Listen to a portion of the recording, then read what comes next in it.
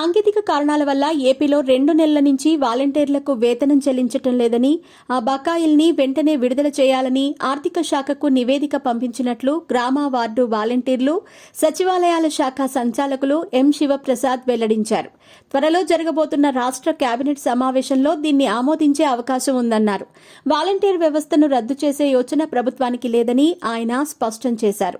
Skill development ద్వారా ప్రభుత్వమే వీరికి శిక్షణ ఇస్తుందని, వేతనాన్ని పెంచే అంశంపై పరిశీలన జరుగుతోందన్నారు.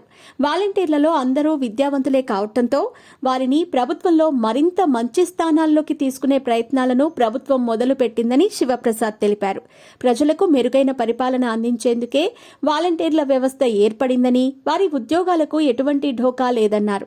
గ్రామ వార్డు సచివాలయాల్లో పనిచేస్తున్న సిబ్బందికి పాఠశాలల్లోని మరుగుదొడ్లను ఫోటోలు తీసే బాధ్యతలను అప్పగించడంపై అనవసరమైన రాద్ధాంతం చేయాల్సిన అవసరం లేదన్నారు. ప్రభుత్వ పాఠశాలల్లో ఆహ్లాదకరమైన వాతావరణాన్ని నెలకొల్పాలనే మంచి లక్ష్యంతో ప్రభుత్వం చేపట్టిన చర్యల్లో భాగంగానే వారికి ఈ బాధ్యతలు అప్పగించినట్టు చెప్పారు. వారానికి 2 రోజులు వార్డు గ్రామ సచివాలయాల సిబ్బంది మరుగుదొడ్ల ఫోటోలను ప్రత్యేకంగా యాప్లో అప్లోడ్ చేయాల్సి ఉంటుందన్నారు. ప్రభుత్వం అప్పజెప్పిన పనిని శ్రద్ధగా చేయటమే అందరి లక్ష్యమని, దీనిపై అపోహలు ఉండరాదని అన్నారు. ప్రభుత్వ ఉద్యోగుల బదిలీల్లో సచివాలయాలను కూడా ప్రభుత్వం చేర్చిందన్నారు.